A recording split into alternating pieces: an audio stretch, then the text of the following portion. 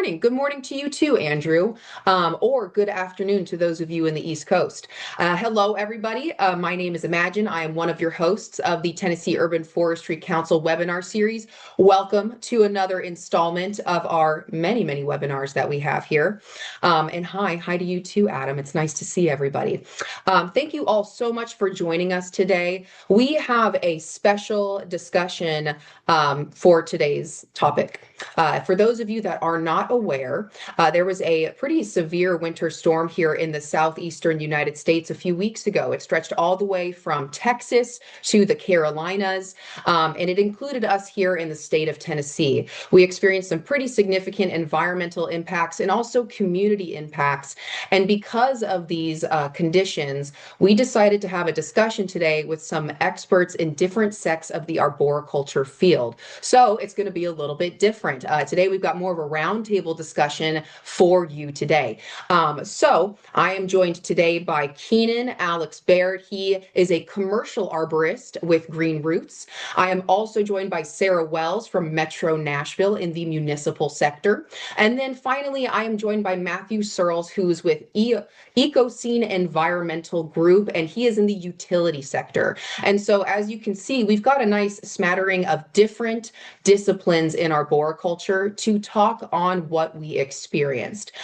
Today, just to give you a quick agenda, we're going to do some brief introductions from our friends here that are going to be speaking with us today. Then we're going to go into a 20-minute discussion on the Nashville ice storm. We're going to talk about damage assessment and spring outlook.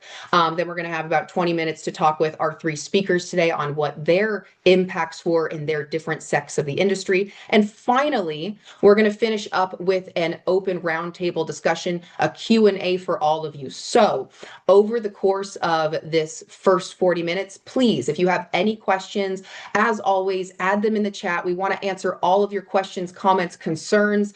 We want to address everything. So just to get us started, since we're already 5 minutes in, I'm going to have Keenan, Sarah, and Matthew give a quick introduction on who they are, where they're at, all the fun stuff. Keenan, why don't you go first? Wonderful. Pleasure to be here. My name is Keenan Baird. I'm a board certified master arborist here in the greater Middle Tennessee area. I'm also the owner of GreenRoots, a tree care company where we focus on tree preservation, not tree removal. I am a specialist in plant health care. So if trees need to be assessed for damage, pests, disease, we do that. We have in-field rapid tests for some things, and then we're able to diagnose and then prescribe treatment. I'm happy to be here. I've been out working in the storm. I think I've had 80-hour weeks since it hit, and yeah, just excited to be here. Thank you so much, Keenan. We're happy to have you too. All right, Sarah, let's hear from you as well.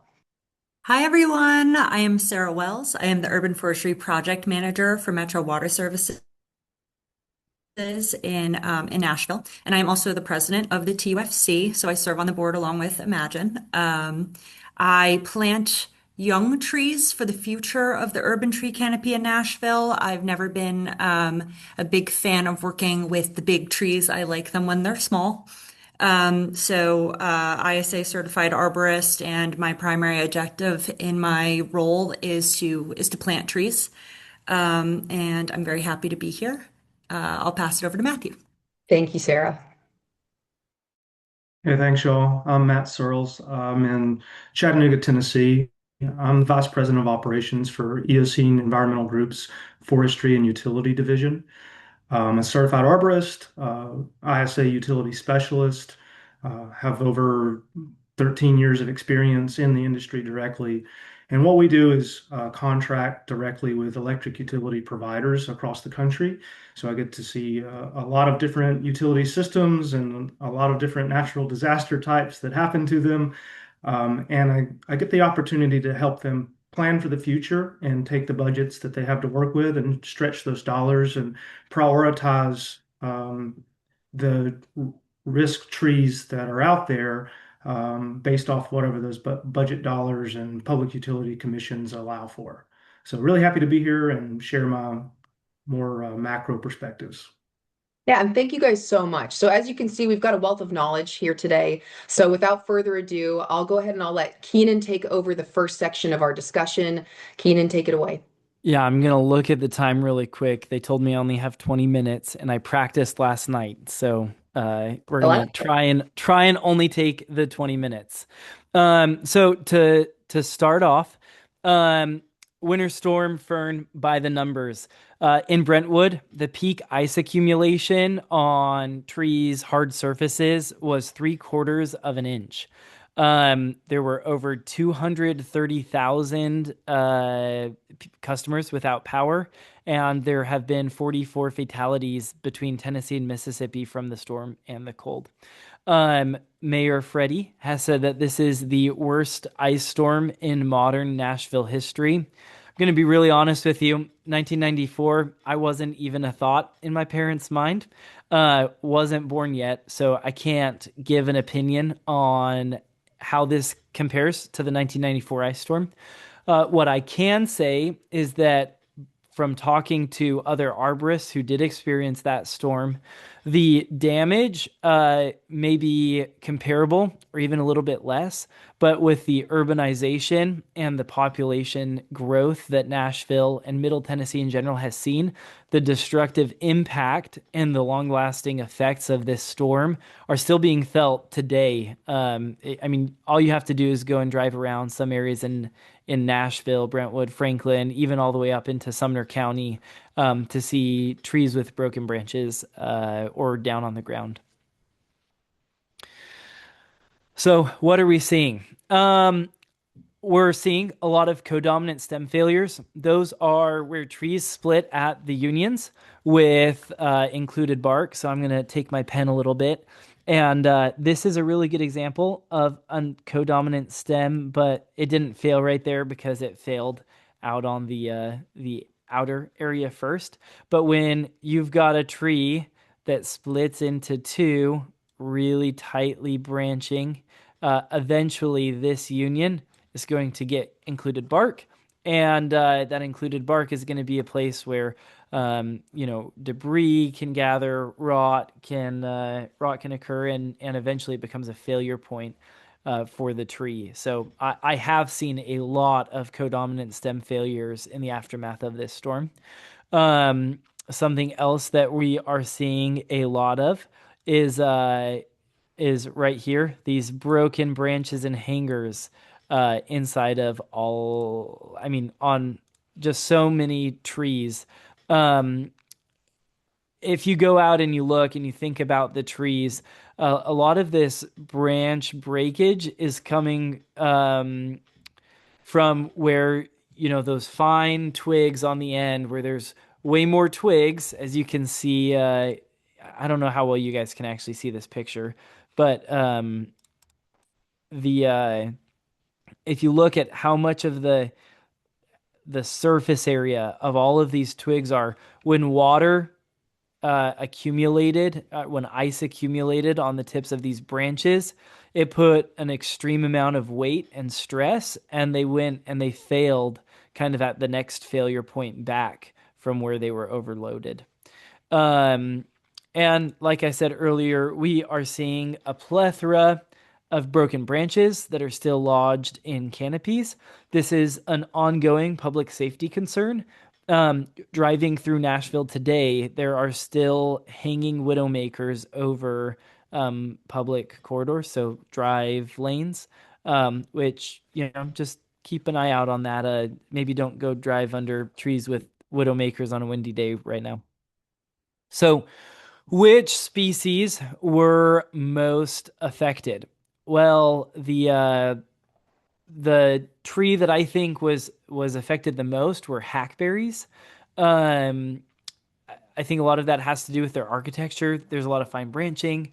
Some of them have included bark. They've got really broad crowns, and a lot of hackberries end up looking a little lion's-tailed previous to this storm, where there's not a lot of branches coming off of those main stems until you get out to the very tips where you have lots of tiny little twigs and branches. Maples were affected pretty badly. Lace bark elms. Last week I drove through the West Haven planned community. The week before that, so the week of the storm, I drove through another Southern land development, and lace bark elms were overplanted, in my opinion. And there are just so many failures, whole tree failures, but also branch failures, codominant stem failures. Bradford pears, pretty predictable structural failure from poor architecture. I will say I did not see as much failure on the Bradford pears that I would have expected, and I think that's for a couple of reasons, which we'll talk about on that next slide. And finally, some oaks saw some failures. They weren't super common, but I did see quite enough oak failure that I thought it was worth mentioning in this presentation.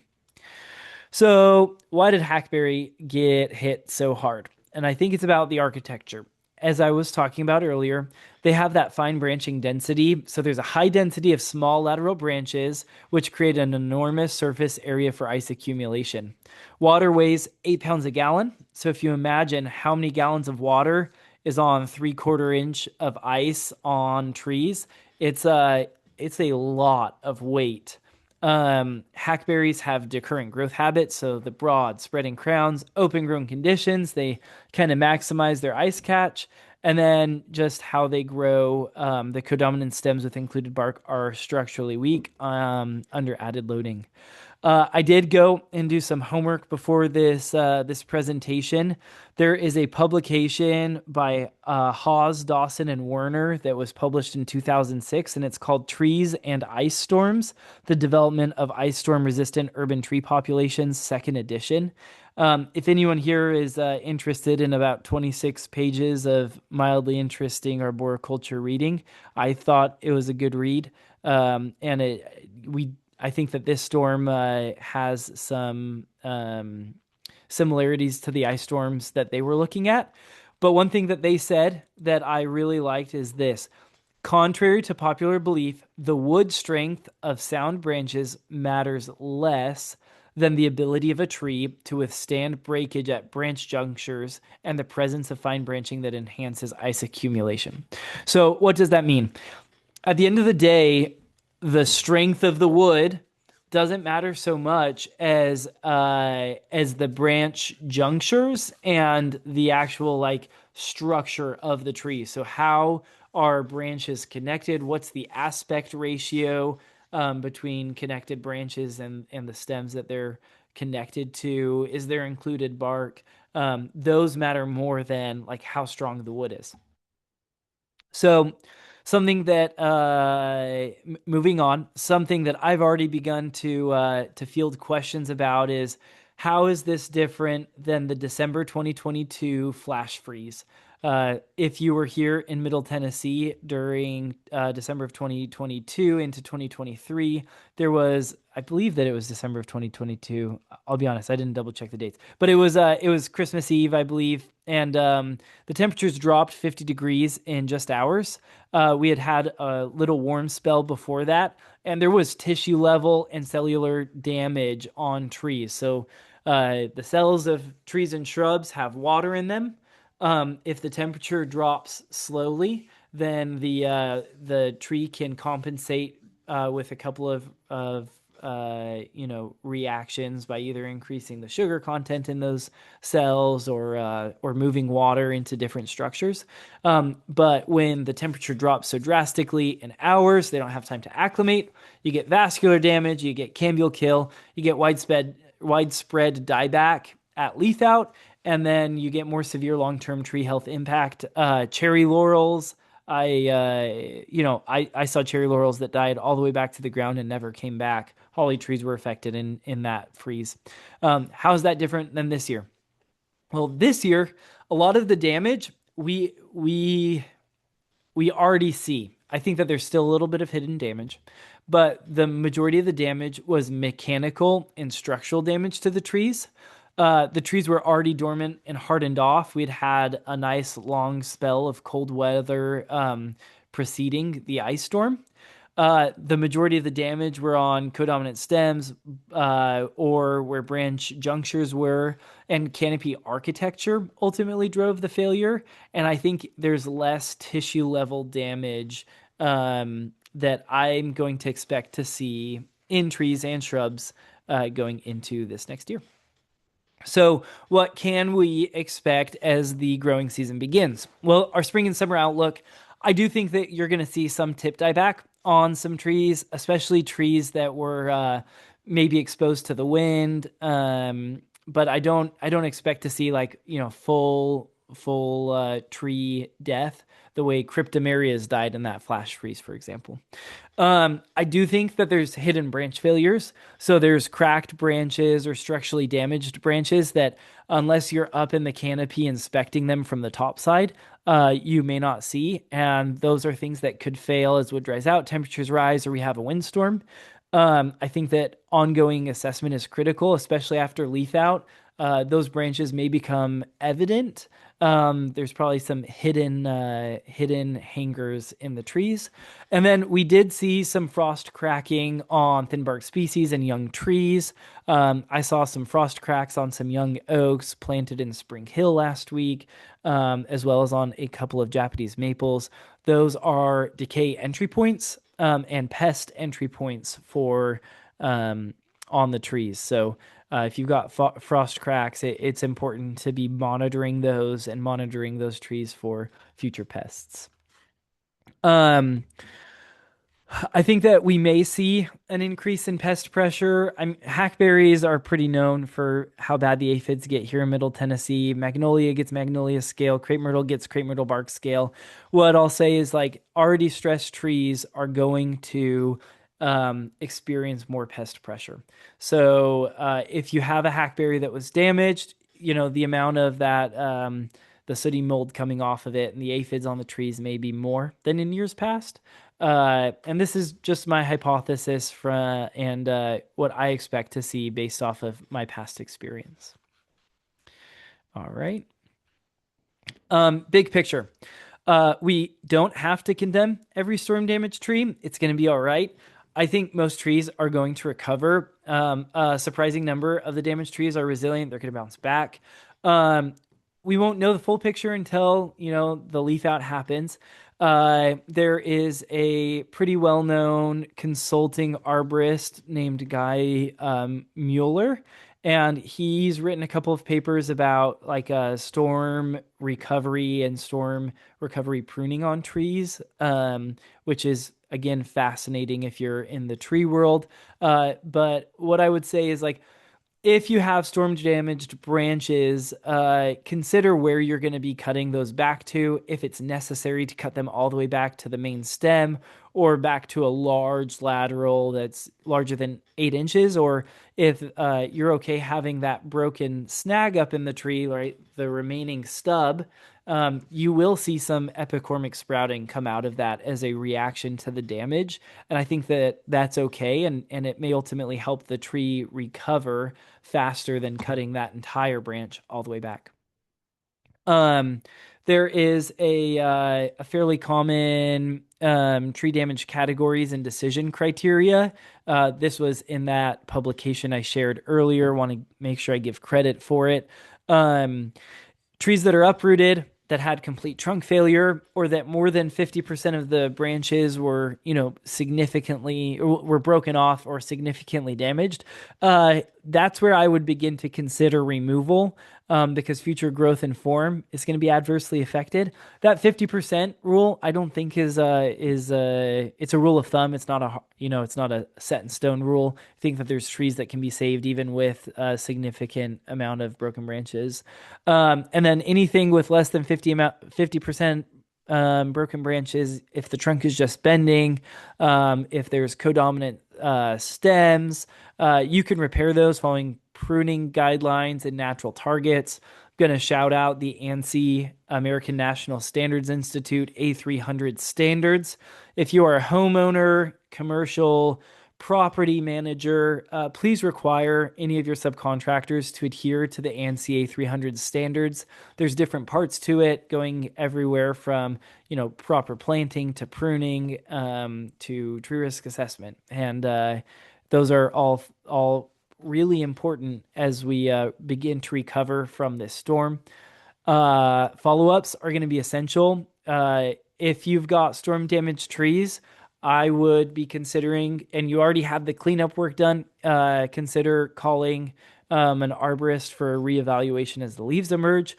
They may ask to do like a level 3 assessment or a climbing assessment where they're going up and looking for those hidden cracks and secondary failures. And finally, now is our moment. Urban forestry is on everyone's mind. This is the time to do more public outreach. Thank you all for being out here. Educate other homeowners, educate other peers in your community what we can expect at leaf out.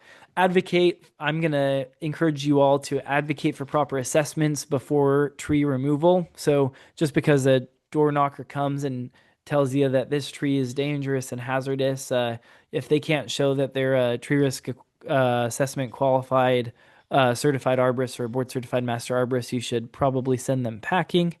We're going to hear from some people who can directly impact number 3, which is pushing for more species diversity in our replanting efforts. And then finally, I'm going to encourage you all to engage with communities while trees are still top of mind. That's all that I have for you. I'm going to throw it back so that we can get back to the questions and discussions. Again, my name is Keenan Baird, and I'm an ISA board certified master arborist. Thank you so much, Keenan. I know, claps for that. That was wonderful. That was really well thought out. What's great is that I had a list of questions for this webinar today, and fortunately, you answered a lot of those, which would also include what next steps would you recommend the general community does in managing their trees.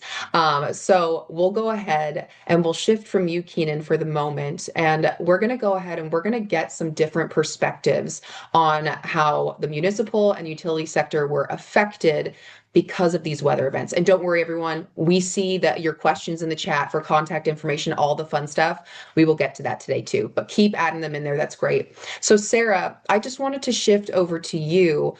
I'm not in the urban forestry setting very often, and I wanted to get your perspective on what happened in the hours and days following the storm for your practice of the industry. Like, what was your experience? What have you guys been doing since then?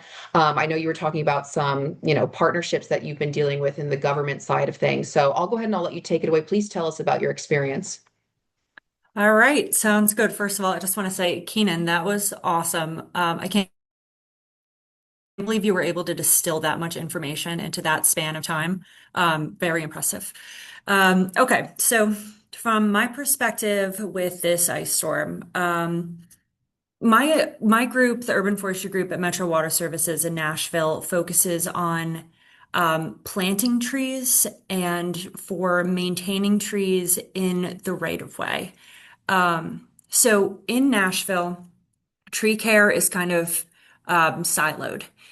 My group, the Urban Forestry Group, does tree planting and maintenance and pruning care for trees in snow routes, along snow routes in kind of the urban core of the city. And then the NDOT, Nashville Department of Transportation, is responsible for responding to emergencies related to trees. So in the first week for us, it was a lot of coordinating with NDOT and providing what resources we could for NDOT to go out and respond to the actual disaster. There was they had a lot of work cut out for them, so we were trying to support them as best we could, while also coordinating with the Tennessee Department of Forestry, TDF. And that is because TDF and the Urban Forestry Group realized pretty quickly that we were going to need more resources than Metro had available to us. Thankfully, there are urban forestry forestry strike teams available for just these cases like this where a disaster has a big impact on the urban canopy. So my group got with TDF and we went through the early stages of assessing the damage that's occurred to the canopy, which I helped participate in, and we basically inventoried damaged or deficient trees along snow routes to get an idea of how much damage occurred and how much help we were going to need to ask for. So FEMA has declared it an emergency. We are doing everything we can to document all of the work that we're going to need to do to respond to this, but we're going to have the strike teams come out. It's going to be certified arborists who are going to either remove or prune trees that have been affected by the storm. So first of all, protecting people is the number one priority. And to Keenan's point earlier about overhanging branches along roadways, I want everybody to know that those are going to be addressed. The strike teams are going to be here as soon as we can. We are trying to get them here before leaf out, and that way the canopies of these trees will be more visible so we can see any damage that's occurred from this storm. Looking towards the other thing that I had to do immediately after the storm was, in my role, I plant a lot of trees. So you guys can imagine that anything that has a high surface area or is evergreen, like magnolias, all fell over. So I spent a few days going out and staking all of my baby trees that had heaved. So we did a lot of work trying to save the trees that we had planted up until this point this season. And then looking towards the future, I think that the lessons that we're trying to take away from this and some things that we've begun to absorb in the last couple weeks is just kind of reinforcing how important it is to maintain trees properly, and to also take the planting portion of tree care and canopy expansion really seriously. Because a sick, diseased, or structurally unsound tree is not going to be as resilient in weather events like these. So definitely reinforcing proper tree care, right tree, right place, and making sure that those trees are getting the early establishment care that they need to set them up for a healthy life moving forward. An ounce of prevention is worth a pound of cure. So making sure that we're taking those steps early and I think there's a large body of evidence that supports the pruning practices that we provide to the right-of-way trees, and I think that we will see that our pruned trees definitely did better than unpruned trees because we're reducing those structural defects that are prone to failure during ice loading. And just remembering that climate events like these are going to keep happening. They are going to happen more frequently, but it won't always be ice. We're predicted to have a range of climate events that occur with increased intensity. So it could be really cold, or it could be really hot, or it could be really windy, or it could be really dry. So not having a knee-jerk reaction to writing off certain trees as unplantable, just because they did poorly in an ice loading situation. Obviously, we're not advocating for the planting of hackberries, but we have to maintain on a macro level a focus on having a very diverse canopy that has aspects of resilience to all of the extreme climate events that are going to occur more frequently as time goes on. Thank you so much, Sarah. That was really well thought out. And You were kind of touching on, species selection, and that's absolutely something we're going to talk about today. We'll wait until we kind of get into the larger group discussion with all three of you. But one last follow-up question before we move on. What is, from your perspective, do you feel that we as a city were prepared for an event such as this? Considering the fact that a few years ago we had some kind of dissimilar but similar winter event in a sense. How do you feel like we responded? Do you feel like we responded appropriately, from an urban forestry perspective, with all the resources we currently have available to us? Yeah, I will. I'm only going to wear my Metro Water Services hat right now because that is where I work and that's, the depth of my knowledge. But I definitely think that we have been proactive in my group to ensure that we are planting and pruning trees so that they are resilient for moments like this, and that we have a constantly shifting planting palette. So we are always on the lookout and responding to new pests, pathogens, or other pressures that threaten our canopy. And when we see things like that, we will either change what we're planting, or we will make sure that the trees that we are planting are receiving the maintenance care that they need. So I definitely think that my group has been extremely proactive, and that we are going to see that the trees that we've maintained fared well in comparison to unmaintained trees. Absolutely. Thank you so much for that perspective. That's really great. And Sarah touched on some wonderful topics about the fact that over the course of time, we are going to continue to see these more extreme weather patterns as the years go on. If you have any interest in reading more about those specific impacts in relation to trees and tree resilience, Dr. Kim Coder, Kimcoder, out of the University of Georgia, has a lot of wonderful studies on tree biodynamics and the impacts that they experience due to these environmental changes. So just to kind of piggyback on what she's saying, if you're interested in learning more about that, that would be a wonderful reference. Now I'm going to shift over finally to our friend in utility, Matthew Searels. Hey, Matthew, how's it going? Yeah, I'm great. Kind of the same question here. What were the impacts? Like, again, I'm not in the utility sector either. I'm more in the plant healthcare side with Keenan. Can you please talk to us about what utility was experiencing? I know that you're not a part of like our local groups that were experiencing some severe issues that affected the community really heavily, but you definitely have a perspective I think a lot of us would want to hear of on what happened days, hours following the event and how it affected your side of the industry. Yeah, thank you so much. And let me back up just real quick. Dr. Rich Hauer, that Keenan mentioned, is actually a friend and now a colleague of mine. He's the director of our urban forestry division. And something that he says is that utility vegetation management is urban forestry. And in so many cases, that's true. We're also way out in rural lands and running through the forest, but a lot of these electrical distribution lines are in our downtown metropolitan communities and very, very much part of the urban built environment.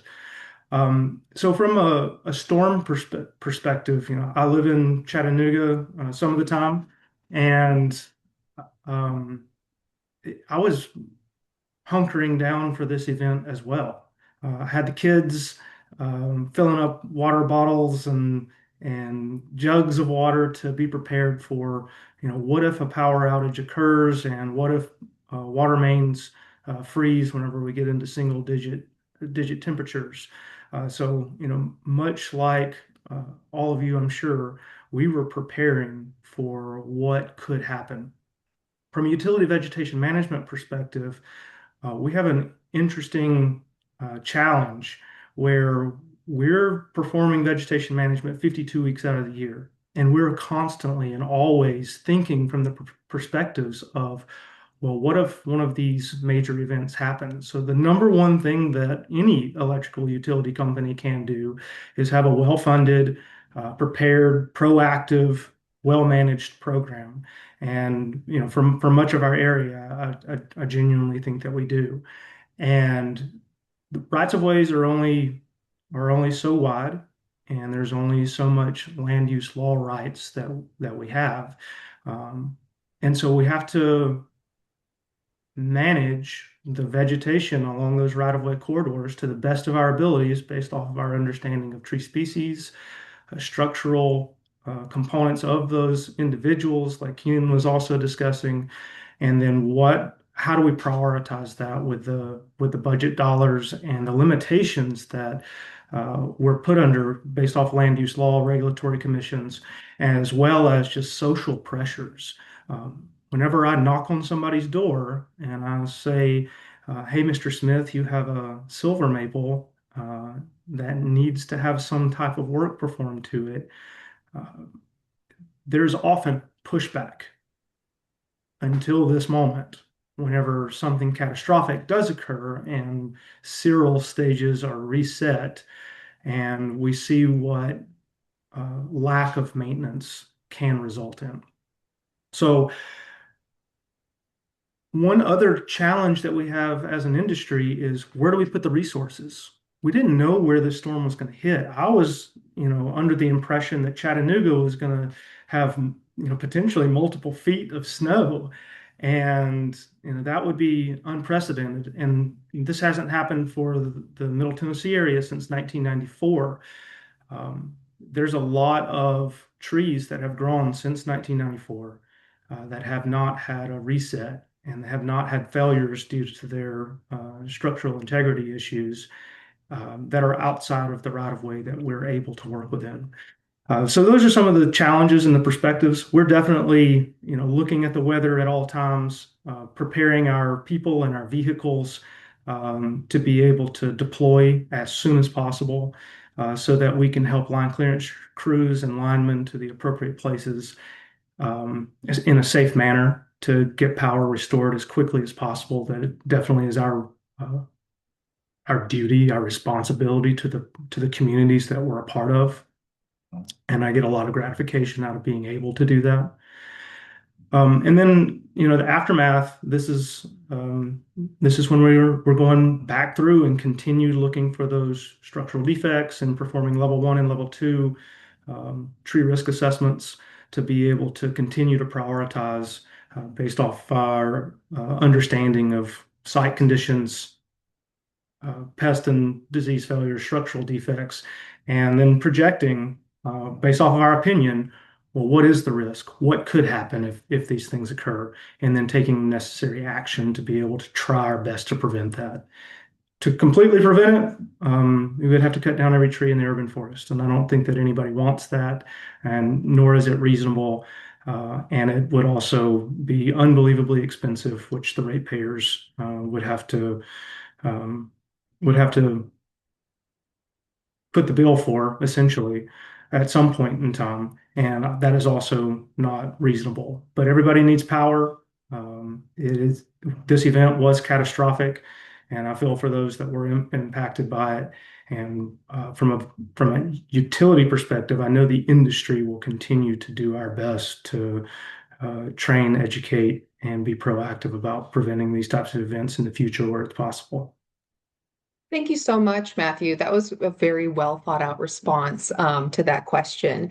I am curious, for community members that do have trees presently in right-of-way areas, how would you, if there was an impact in some way to their trees, how would you recommend that they go about receiving support in management at this point in time, based on their situation? Thank you for that question. That's a complicated one, unfortunately, but No. I'll answer it the best ways that I can. So, from a land use law perspective, I think everybody needs to keep in mind that in most scenarios, and I can't say all, but in most scenarios, the trees belong to the landowners. Now, it's the utilities' uh, obligation to manage that tree around the electrical assets and infrastructure, but technically the owner of the tree is the landowner. So from like a OSHA perspective, and the safety perspective, if we're talking about distribution power lines, if the tree is within 10 foot of any of the electrical assets, then we definitely need to have the utility involved in some way before any kind of maintenance is performed on those trees, just to ensure that we're safe and that nobody gets hurt from the electrical hazard that absolutely can exist.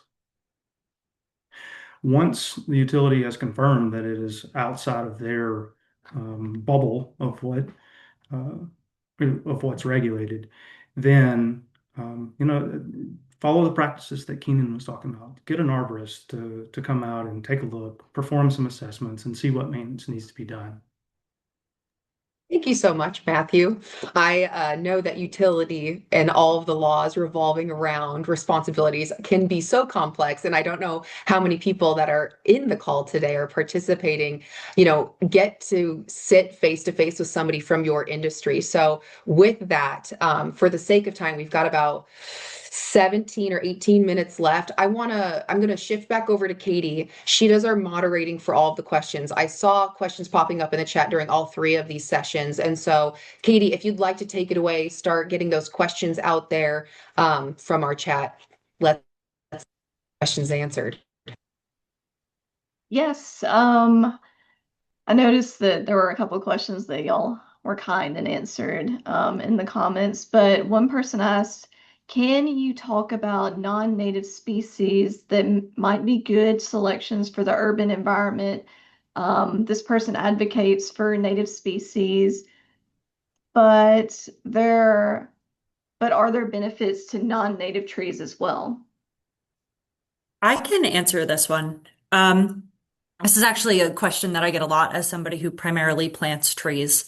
So a refrain that I'm very fond of is the saying, there is nothing native about an urban environment.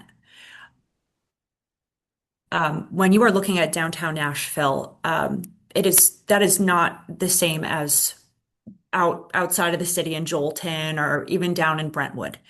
So you have to be thinking of what will survive there. And from my perspective, what will provide stormwater mitigation benefits. So as a Metro Water Services employee, I plant these trees to mitigate stormwater erosion, flooding, capture rain in their tree canopies, on the leaf surface area. So I guess to answer that question specifically, a non-native tree that I'm really fond of is ginkgo. Of course, plant the male cultivars of ginkgo, as the females produce really renowned smelly fruit. Yeah, I don't shy away from planting a ginkgo tree. They're pretty bulletproof, and I really love them. But I do prioritize planting native species where I can. It's just that sometimes you have to prioritize what will survive. But of course, we don't plant anything invasive. And Katie, And oh, sorry. Go ahead, Sarah. I was just going to say, if anybody wants more resources about recommended trees for the Nashville and Davidson County area, I have a tree guide that I created, and please email me. I'll drop my email in the chat, and I'd be happy to send you the resources that we have. Thank you so much, Sarah. That was going to be my next question, just to open the floor up in case Keenan or Matthew had any insight, for any other species recommendations that you would consider in general, or also there was a question specifically prior to today that somebody asked on, are there any medium-sized trees that did well during the storm? I don't know if anybody here wanted to respond to that.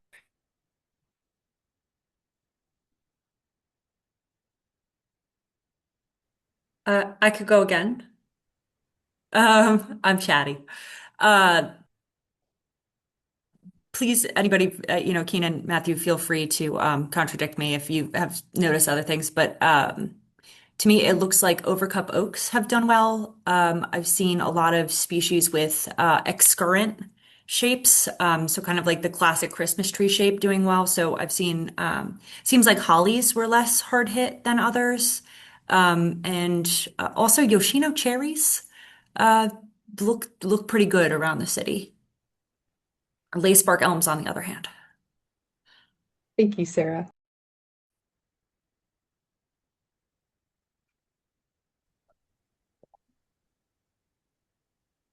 Can you hear me? Now I can.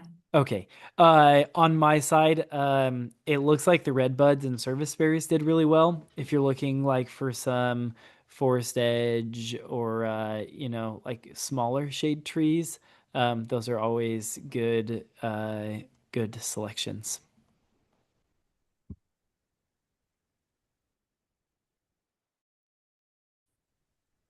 I don't All have right. any observational data, no anecdotes that I can provide for this. But I would say, I'm a huge advocate for native trees. One of the main things that got me into natural resources and the green industry was the American chestnut, and learning about the blight that started in the 30s and came through and took out a very large percentage of the Appalachian forest. And we're seeing the same kind of thing occur with white ash and all ash species, the Fraxinus genus, at the present time with emerald ash borer, where we've gone from 10 to 17%, depending on what part of Tennessee you're in, down to just a few percent left, and seeing a lot of failures that occur from that. But I'm also not opposed to ornamental species that are non-invasive, that can be aesthetically pleasing and compatible along right-of-way corridors, that can also provide some ecosystem externalities in positive ways for not only us humans, but all the little critters that are all around us and part of this community as well.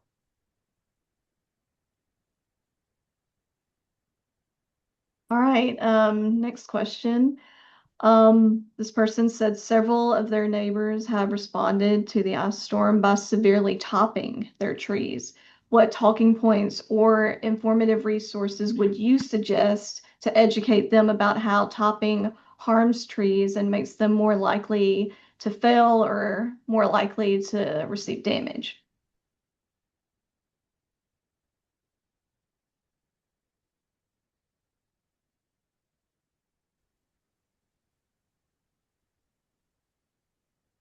I am happy. I am not one of the folks here, but I do want to point out wonderful resource that Keenan did add in there was from the arborday.org resource, Do Not Top Trees.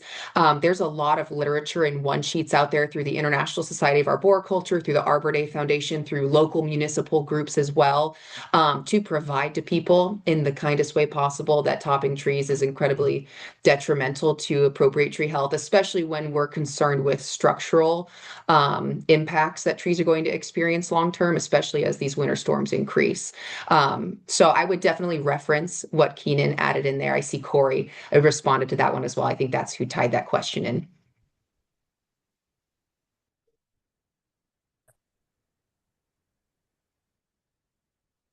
And if a tree is underneath a power line in a right of way, and a crown reduction, or in some scenarios, topping is often requested by landowners. Um, you know, it sometimes it's really hard to negotiate for that tree to be removed. Um, Again, it's the landowner's tree, and so oftentimes we're in a negotiation as utility vegetation managers.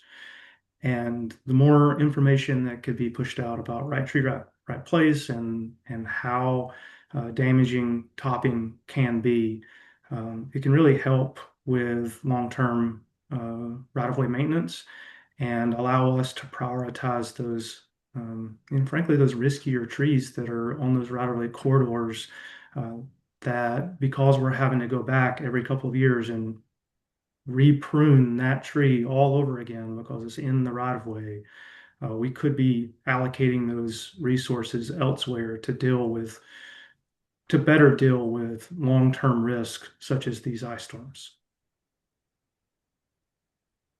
The So other thing I'd encourage the public to allow vegetation managers to be able to do their jobs and help us reallocate those funds to um, higher priority areas. Yeah, and also just coming from the perspective of trying to maintain a healthy canopy over the long term, after a big ice event like this, when trees have already suffered a great deal of stress, and in many cases may have damage that isn't currently visible to the eye, excessive pruning, panic pruning as a reaction to a storm like this could further endanger the health of trees, and make for an expensive removal farther down the line versus a responsible or a responsible pruning now. So I would advise, if it's possible to wait before having your trees severely pruned, to see how they leaf out in the spring. If they're not currently showing any signs of major structural impending failure or disease, or posing a hazard, to wait and give that tree a chance to recover before creating new wounds that might not be necessary.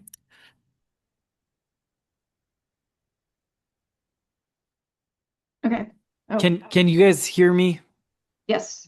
Mhm. So someone said brought up the ground to sky trimming and how they want to make a case against that.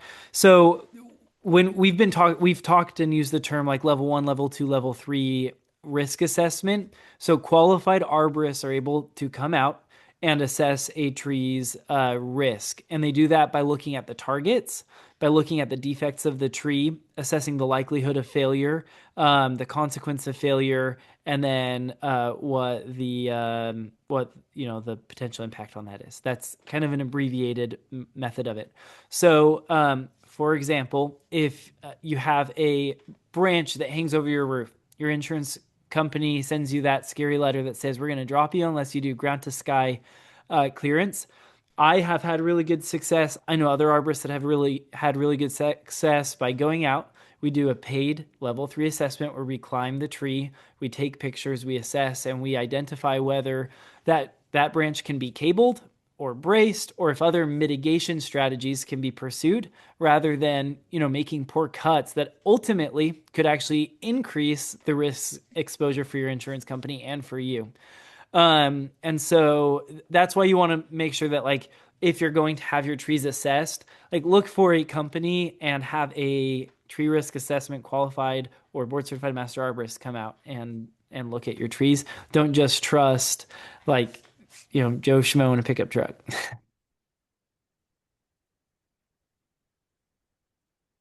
Does that answer your question, M. Hawkins?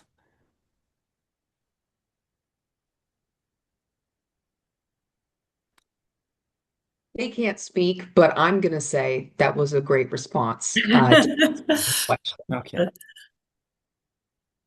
Okay.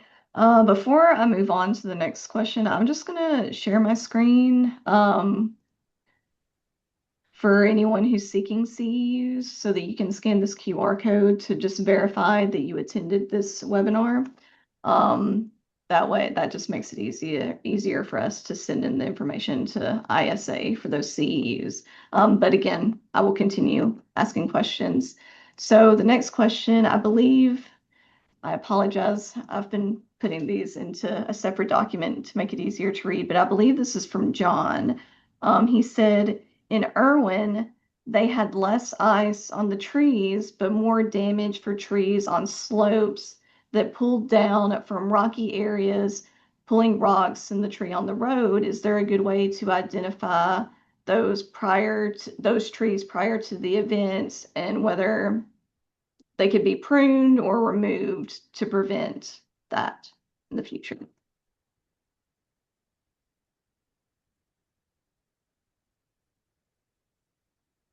Can you repeat the question, the beginning of the question? I don't think I fully understood it. Yes. He said, is there a good way to identify those types of trees? They saw more damage for trees that were on slopes being pulled down from rocky areas. And he was wondering if there's a good way to identify those trees before there was a lot of damage. which now that I'm reading through it, I'm wondering if there was more that I just didn't copy down. Yeah, I think I'm having trouble processing it, so maybe one of the other guys can hop in and help. But I guess maybe the indicator would be that the trees are on unsteady footing in a rocky area, and maybe that would kind of the topography of where they're growing is the indicator. But that's just my thought. Yeah, I would think site conditions are going to be without having a specific site or an individual to look at, it's a little bit hard to do a tree risk assessment. Um, but obviously, site conditions are going to be of big concern, and if you're seeing root uplift or things of that nature, then that's obviously going to be something that you want to take a look at. It also kind of reminds me of the drought that we had. I think it was in 17, and then we had a lot of root rot, and oaks and hickories were significantly affected, and well, still, right? I think we're still seeing reverberations of that, and so anytime that you have a sloping site condition with other compounding factors, I think that is a target area that you have to look at based off of what are the targets that are there. We're just going back to all of the primary tree risk assessment guidelines that are in the part of the qualification.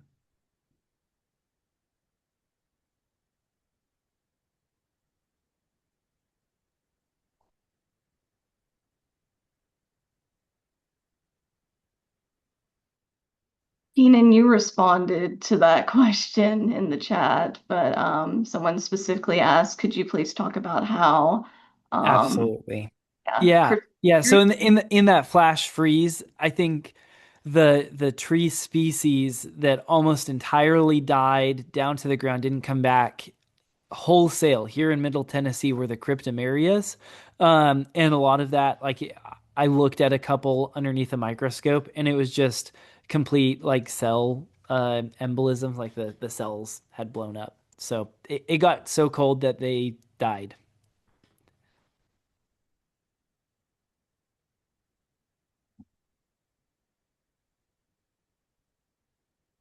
and I don't know if y'all want to go back to this question, but John um, commented in the chat more about that, saying there was no indication that the rocks were very close to the trees. Many oaks fell in light winds, but mostly ice loosening the base rock. Um, but I think that goes back to y'all's answer about that question. Um, Someone said in Franklin, we had a lot of white pine damage. Have you seen much of that in other areas? Yes. I've seen a lot of I've seen a lot of warping, bending, and failure of trees that have large surface area for the ice to accumulate on. So that goes for magnolias, pines, and oak trees that retain some of their dead foliage over winter. So it's I think it's mostly a symptom of just having a lot of surface area at a bad time. And Katie, I know that we are at time, but one final question it was answered a roundabout over the course of this hour. But before we adjourn, one question that was asked prior to the event was preventative measures to take annually to prevent winter tree damage. We really circled around a lot of these topics, but just to kind of tie the bow on today's discussion, do you guys all want to just give like a quick rundown of your opinions on preventative measures annually to prevent winter tree damage? Yeah. Do you mind if I go first? I think it starts, in my opinion, tree management starts in the fall when leaf drop is happening, and you can assess the structure of a tree pretty easily as a homeowner. So, like, everyone thinks about their trees when they're leafed out, when they're nice and green in the spring, and then they begin to be afraid of them and how much biomass is there, over or near targets. I think that if we think back to the fall and we begin assessing our trees as homeowners and tree owners, then looking for the poor tree structures such as codominant stems, broken branches. They're pretty apparent when the structure of the tree is revealed, and then from there, working with an arborist or tree care company that's going to create a tree management plan for you. So instead of just saying, okay, this year we're going to come out and we're going to, prune them back, and they're super generic about their specifications on the pruning, choosing someone that says our goal is, to make end weight reductions on these 4 branches, making cuts no larger than this size, with the goal that we don't have to intervene in this tree for the next 3 years. Right. And like, that's what the PPQ webinar that Kevin mentioned about prescription pruning qualification. It's seeing that pruning is really a treatment. It's a medication for the tree, and it needs to be prescribed. And pruning, when prescribed by an ill practitioner, isn't medicine; it's poison. So that's kind of my thoughts on that. Well put. I like that a lot.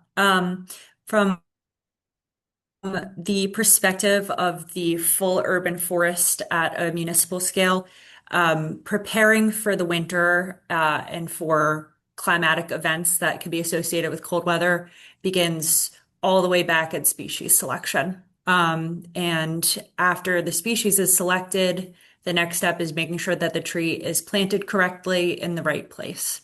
So, all of our work for preparing for uh, big storms or disasters like this, it's all very proactive, and it starts at the very beginning of the planting project, and it continues all the way through the lifetime of the tree. Hopefully, if the tree has been selected properly, if the species has been selected properly, and it's gone to a site that the tree can thrive in. So that's my perspective. Is it starts at the very beginning as far as preparing for winter.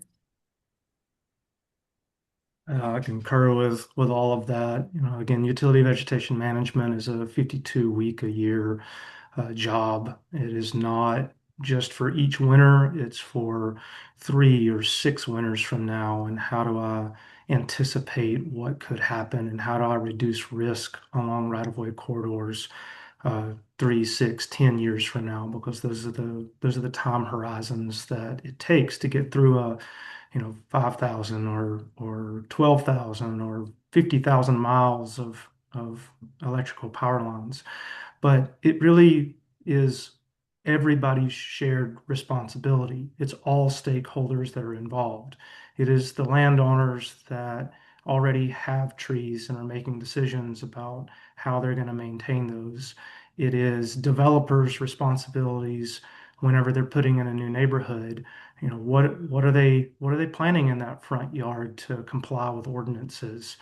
Is it a Bradford pear and silver maple, like we have had some historical practices doing, that we know are going to grow up into the electrical distribution lines and create a maintenance hazard and an expense for the electrical utility and therefore the electrical consumers? So it's policymakers, it's the utilities, it's the gardener, it's me and you and all of our friends. And how do we help each other better manage the community of trees, um, and prepare for 50 years from now in the next generation, and not just this winter? Gosh, you guys are good. I'm so glad we had the three of you on.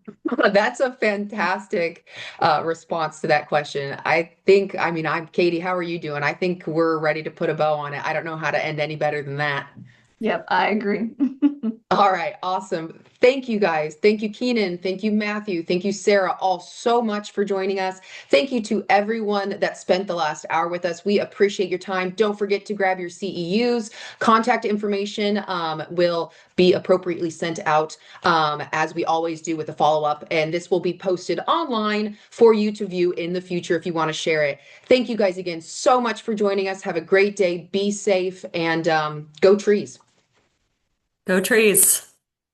Thanks, Imagine. Thanks, guys. Cheers, y'all.